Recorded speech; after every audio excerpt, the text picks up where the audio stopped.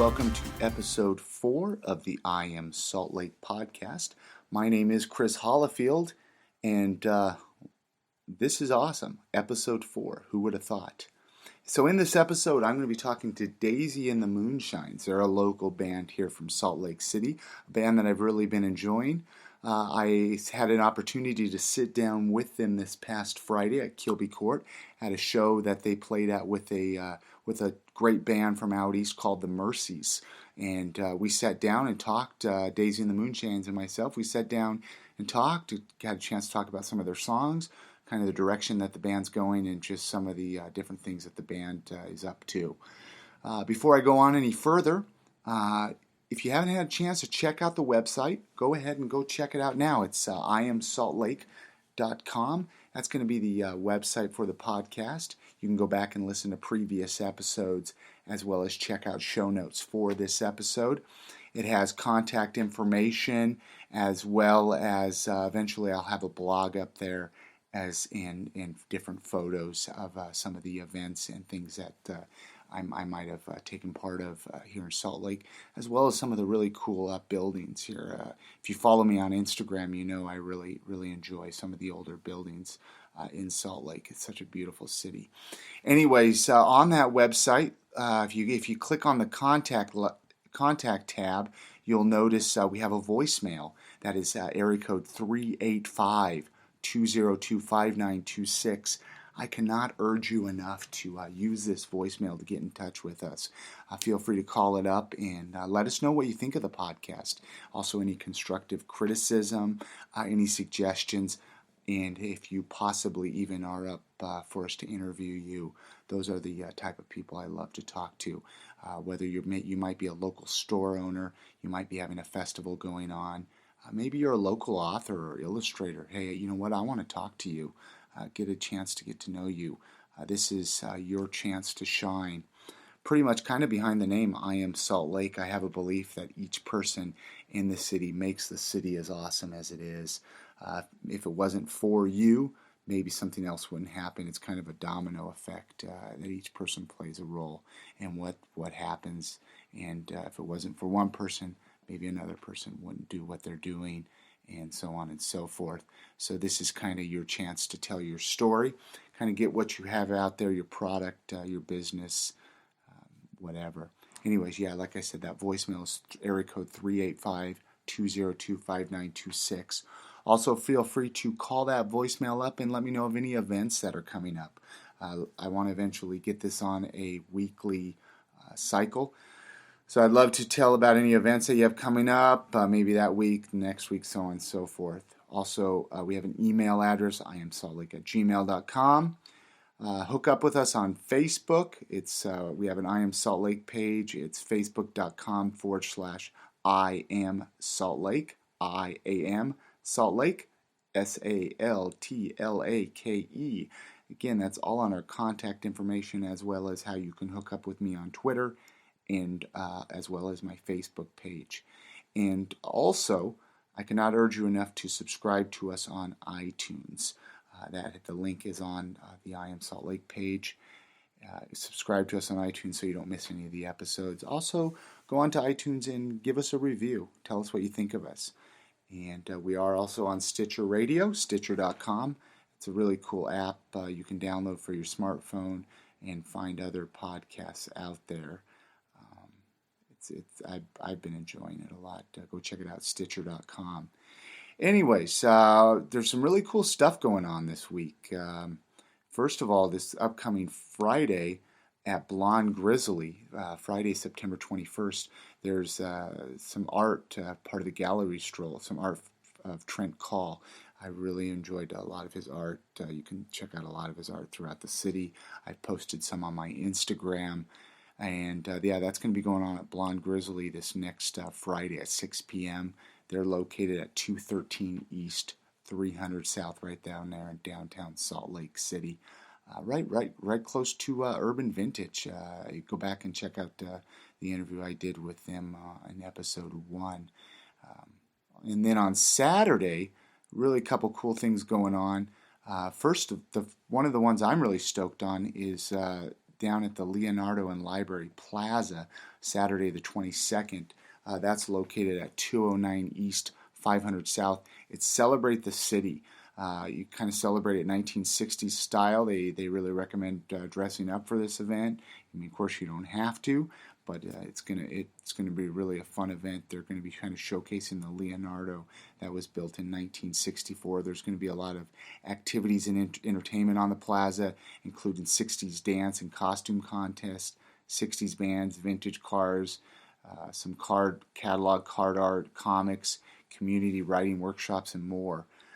As the website says, the goal of the event is to help create awareness about preservation of historic buildings and sites in Salt Lake City, and it's brought to you by the Salt Lake City Mayor's Office. And this is a really cool, because that's kind of what I'm all about. I love all the historic buildings here in Salt Lake, and so I think this event's going to be really cool. It's free admission. It goes on from 1 to 5. There's going to be some pop art display by Jan Hayworth. There's guided activities, drawing and painting displays by Kent Christensen.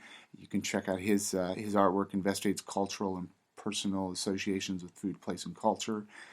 There's going to be history and mini documentary displays, children's catalog card art activities, historical Leonardo building and old library building photo displays, library stamps, Celebrate the City challenge cards. The library is going to be selling some 60s themed books. There's historical writing workshops, tabletop writing for at the library, PBS Then and Now theme, PBS in the 60s. That's going to be really cool. Night Flight Comics is going to have 60s comic Batman, Robin, Catwoman, Joker sketches.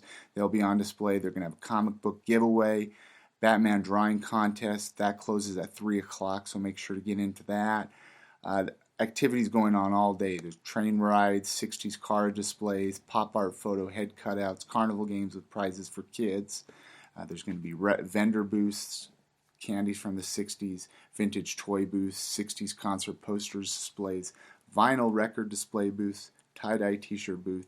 I mean, this is going to be a really epic event. Again, that's going to go on this upcoming Saturday, the 22nd, as well as Strut Your Mutt. It's going to be going on down at Liberty Park. And there's also 21st and 21st Business District is having the Autumn Arts Festival. And what I'm really excited about that is Off the Grid Food Truck is supposed to be there for their first time. And hopefully I'm going to go have a chance to catch up with those guys and kind of do a little follow-up, try out some of their food in their food truck. Check out their food truck, and I'm going to take some pictures of it and post it on the IamSaltLake.com webpage, so you could check that out and kind of maybe, if they're not too busy, I'm going to have hopefully a chance to kind of talk to them and see how they've come since the last time we had a chance to sit down. That's the 21st and 21st Business District Autumn Arts Festival. That's going to be going on Saturday the 22nd from 11 a.m. to 6 p.m. So again, if you have any events coming up, contact the voicemail, area code 385-202-5926. Email them in at iamsaltlake@gmail.com. Okay, so enough of me talking. I want to kind of jump into, I want to play one of these songs from the Daisy and the Moonshines Moonshine album. This one is a really cool one. This is Graffiti of the Ghost, one of my favorite songs from that album. Check it out, Daisy and the Moonshines, and when we get back, we'll jump right into the conversation that I had last Friday at Kilby Court. So anyways, this is Daisy and the Moonshines. Again, my name is Chris Hollifield, and you're listening to the I Am Salt Lake podcast. I fly to the roof, I fly through the roof, I fall through the circles that will torture us. See my boast through the sticks and the time that we burn, till we glide to the church where you question what was right. See my boast, see my ghost, I flew freely like the ghost of our graffiti. See my prose that turns to a ghost, testify of my pride where you ask me for a lie.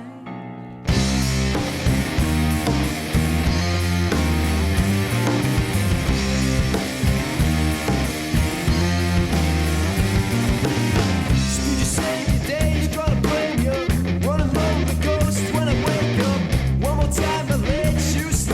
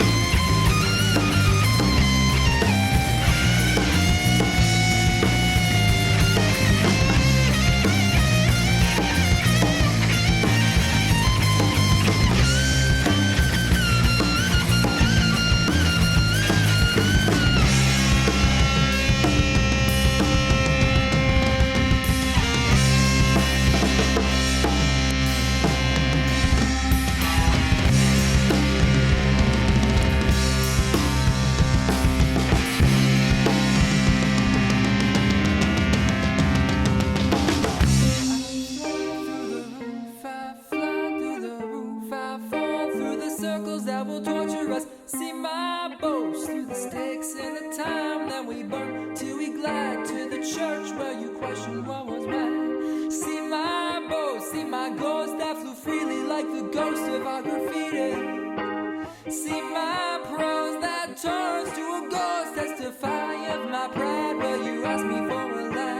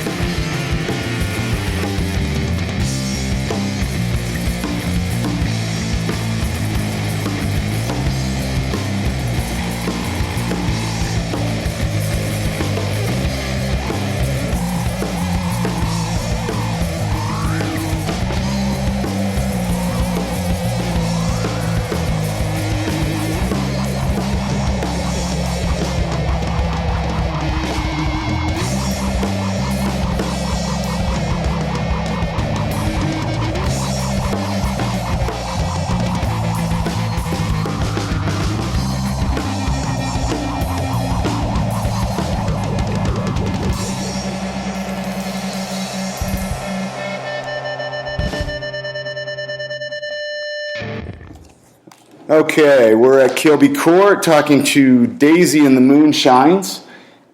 We're just going to kind of go around in a quick circle here, and each one of you introduce yourself and what you do in the band. My name is Jared Asplin, and I play guitar. My name is Jacob, and I'm the vocalist. My name is Shay Ledesma. I also play guitar. I'm Tom Fowler, and I play the drums. Beverly Smith, and I play the bass. Excellent. And how long have you guys been together playing music as a band? 16 months. 16 months, excellent. To the date. And tell a little history of how you guys met, how you guys got together. Grew up with this kid pretty much. 16, Jared Asplin, yes. When I was like 16 or 17 was when I met him. Got obsessed with listening to Aretha Franklin and Parley at night, and then decided we should start writing music. And I met him, Shay, working in a coffee shop. Shay put on a for a band that didn't exist yet. We had no idea we were even playing a show or that we were in a band until 2 weeks. 2 weeks before. 2 weeks before. So we made a band. Another drummer and bassist were there. Our old drummer knew Beverly. Beverly got involved. And then Beverly and all of us grabbed a hold of Thomas. So Excellent. That's where we're at now. So this is the original lineup. Have you had any other members play? Yeah, we had two members named Rhett Hansen and Adam Bedke. Excellent. Before that. Okay. How would you describe your music, some of your influences as a band? Or is that kind of a tough question? That's a tough question. I don't know. We've had people compare us to other bands for us. What are some of the bands that people have compared you guys to? For someone who's never heard you guys before, how would you describe yourself? We had Slug Magazine compare us to the Dead Weather plus Black Keys. I've heard some people kind of compare us to... some of our songs, it depends on the song, because they don't all technically fit the same genre. But sometimes I've gotten like Red Hot Chili Peppers or Portugal the Man. Yeah. Which we're fine with all four of them. Well, what about you as individuals? What kind of music influence? I mean, I'm just all different kinds, I'm sure, for each one of you. I mean, pretty sure. I mean, we're all pretty all across the board when it comes to the music that we listen to. We're all arrogant elitist musicians that aren't, that work together as a team. Yes. I think we all like all. just rock and roll and just, I mean... We're like those kids on Captain Blues, jazz. Yeah, we're like the Captain Planet cast. Yeah. Everyone's different, but everyone has... Kind of like the Justice League. No, I think it's yeah. We all. I mean, we play rock and roll. Yeah. But I mean, we all are influenced because you can still channel. We still like channel influences from different genres and like turn it into rock and roll in the end. Excellent. And who writes the majority of the music in the band? It's like a group. Congratulations. Yeah. It's definitely like everybody, because it's not like I don't write Thomas's drum parts. Yeah. I tried to this space. No. As the song's progressing, it'll change. By the time Jared has like the guitar down, it could be something that's totally different if they. That's usually what happens. Yeah, it never stays the same. Yeah. Someone will bring in one thing, and then it just develops from there. And again, like when it really doesn't honestly fully rear its ugly head until we're in the actual studio, and that's when we're kind of like, okay, this is what we'll actually stick with for this song. And then even at that, though, we still change it up live every now and then, as much as possible, I guess, here or there. So, What's been the biggest challenge that you guys have faced as a band, do you think? Practice. Getting together, I mean, it's probably pretty tough, I mean, to find time to play, to practice, or, I mean, what? It's just, I don't know, we're pretty good about, like, getting together and getting our stuff together to go live. It's just I don't know, I'm pretty lazy. I'll own up to that, I'm fucking lazy as shit. I never want to take my drums out of my car and pack them in, so. Well, especially now the summer's over, a lot of us just have a lot of schedules going on with school and such, but Yeah. so that's been difficult with practice, trying to find a time when we can meet, but other than that, I haven't faced too many difficulties. What advice would you give somebody who say, "Oh, I want to start a band"? I mean, what are some things you've learned in the process that maybe you could carry on to somebody else who's interested in starting a band? one I haven't it's a specific venue. I'm not going to name the name. Yeah. But don't play at that venue. Yeah. If they want to know what that venue is, they can talk to me personally. So I mean, you've learned places and to play, not to play, who to work with, who not to work with. Exactly. Yeah. If you're trying to do it if you're trying to do it to be popular or to like make money or to get famous, like you're gonna be very upset at the end. Yeah. And it's not something that you do for any reason other than just liking to play music, because you're gonna play a lot of shows that people aren't gonna be there at. Yeah. Like people aren't gonna be at the show, and you just and and there are gonna be people that don't like your music, and just do it because. Have you ever had anybody come up to you and say, "Man, you guys just suck"? Oh yeah. Yeah. I've never It was had worse someone than- come right worse up than to that. my face, Yeah. but That's because you're scary, though. we've had someone like maybe write a bad review, opinion or bad, but it's going to happen. Just Right. constructive criticism. exactly. You just gotta take it and roll with it. You just gotta use it as motivation to be better. I think the most important key in being in a band and writing music is be selfish about it. Don't try to write music that'll just get the crowd moving and make people happy. Yeah. I think I think all of us are guilty of it. I think every musician's guilty of it. They want to make that song that's just like, yeah, this is gonna make the crowd move. This is gonna make them really excited about this song. But that's just too easy. Yeah. And then you don't get the same response You don't- maybe yeah. as you expected. It's easy to write a radio hit. Like it's so easy to write a radio hit nowadays, but Yeah. you're gonna make a few bucks and people are gonna forget about you. So I think that's important to know that that's not important. Yeah. What do you guys think of the Salt Lake City music scene in general? I mean, pretty decent. I mean, there's a lot of good bands coming out, Salt Lake, and a lot of good local bands. And A lot of good local bands come out here, specifically from the Utah Valley area, like Utah Provo. County. you know what I've noticed that I was talking to the North Valley band. I don't know if you guys are familiar with them at all. And they were talking about how awesome it is down in Utah County.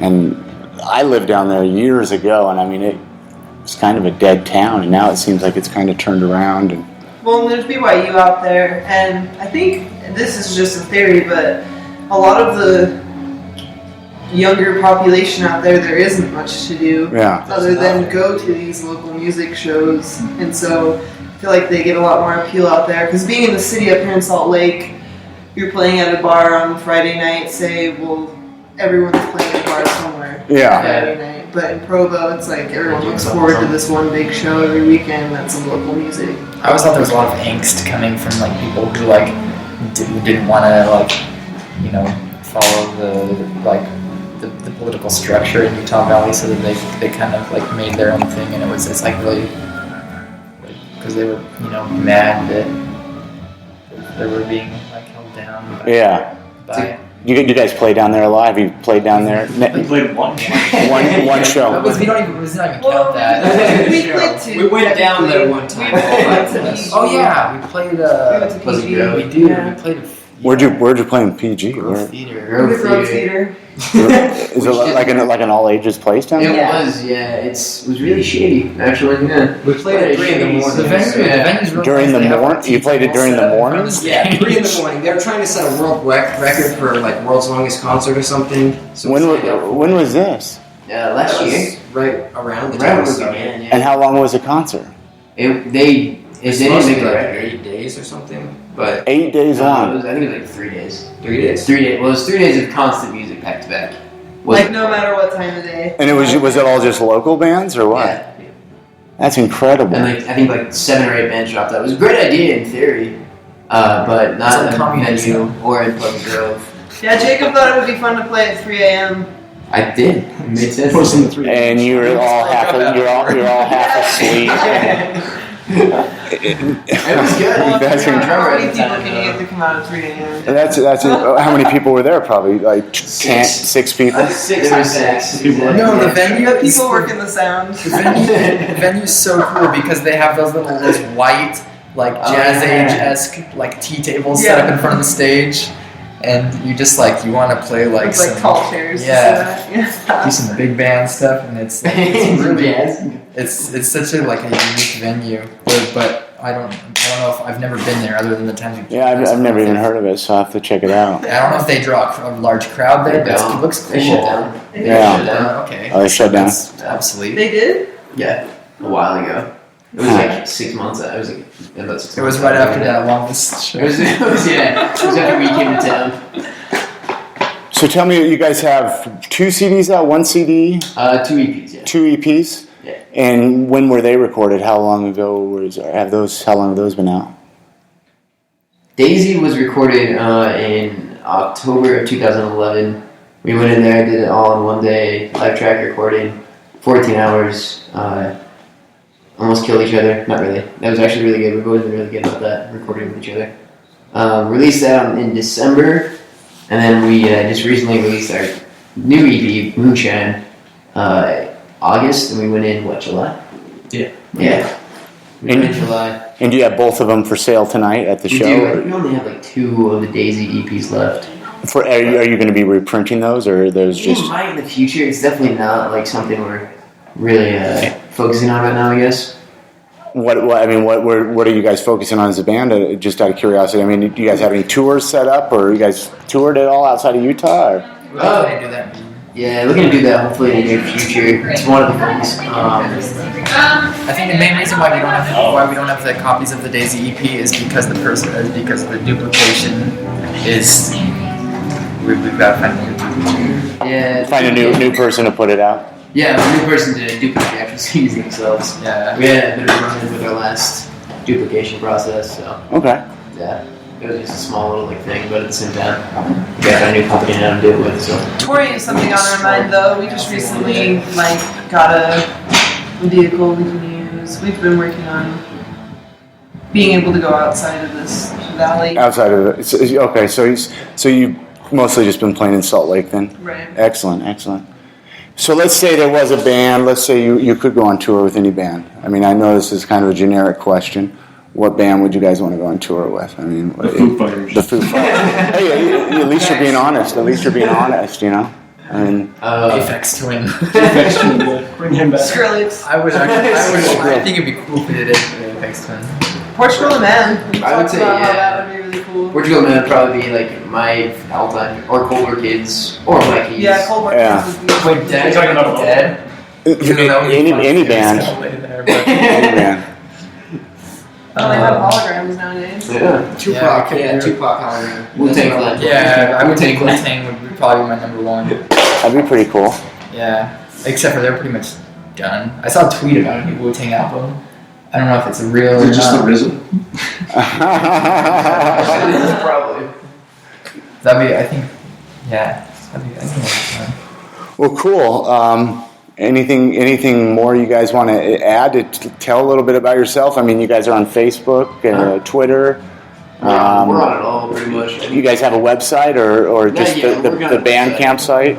Yeah, We're on it on the website. And I'll post the links to those on the website, on the I Am Salt Lake website. That way people could check you guys out and connect with you guys. And you could purchase one of the EPs, I think, on the Bandcamp website, correct? You only get one. And you can also play a video game, from my understanding. Yeah. Well, There's a video game on the website? no, I wish. What? You have to own a Bandcamp to have Yeah. access to the video game. No, it's I'll great. let him play a video game on my phone. What? Tell me about the video game. What? So this is It's not us, it's thing. Bandcamp. Yeah.